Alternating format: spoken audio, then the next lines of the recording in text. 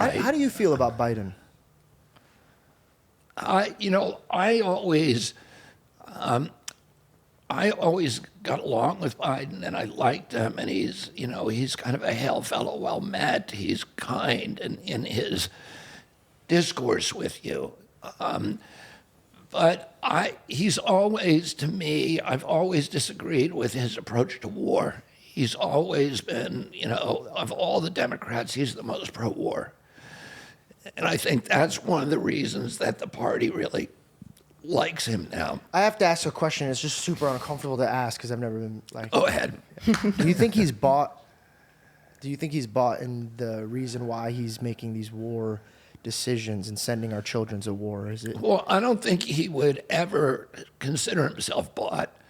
Nobody's considered. No one wakes up being evil, but throughout life, like you make decisions. I think that happens in a way that is insidious to the entire political class. They know that their campaigns are being financed by BlackRock, State Street, and Vanguard, that BlackRock owns Raytheon, General Dynamics, Northrop Grumman, Boeing, and Lockheed, and that,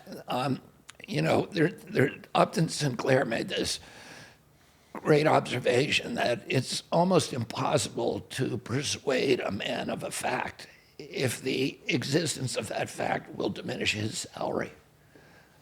So people, tend to convince themselves of a worldview that will profit them, and that that those are all reinforcers for your worldview, that you can make compromises with yourself, with your conscience, with your logical mind, if you know that there's going to be a payoff. And I think that's what happens to the political class, that they understand that there's that there are guardrails on the dialogue we can have. There's a concept called the Overton window.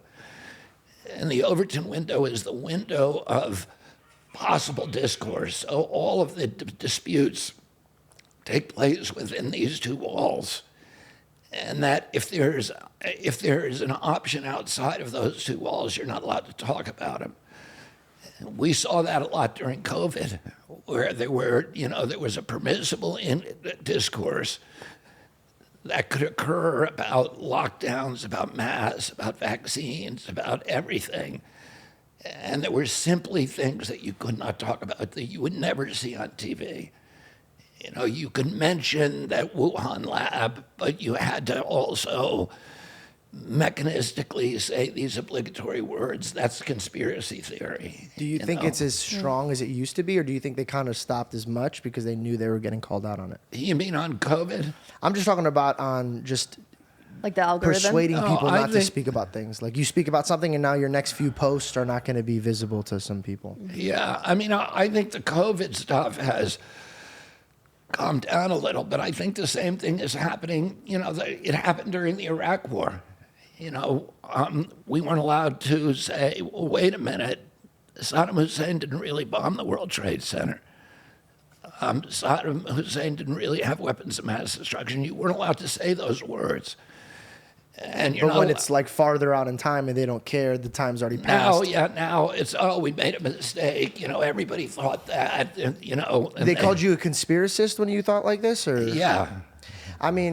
It's a little tough. And then they paint you to be a crazy evil. person. Yeah.